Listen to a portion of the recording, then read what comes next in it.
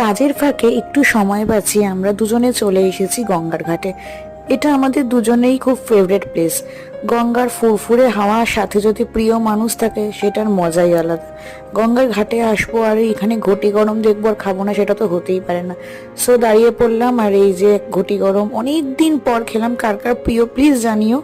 তো আমরা মাঝে মাঝে একটু সময় পেলে এখানে চলে আসি, আমাদের বাড়ির কাছেই এই ঘাটটা। মানে যেমন সুন্দর আর সেরকম মানে ভালো লাগে, একটা শান্তি, আলাদাই একটা শান্তি পাওয়া যায় এখানে আসলে। তো এখানে দেখতেই পাচ্ছ আমি ঘটি গরমটা নিয়ে নিয়েছি। দেন চললাম বাড়ির দিকের উদ্দেশ্যে। দেন বাবান আমাকে বলল যে কি রে, পেস্ট্রি খাবি?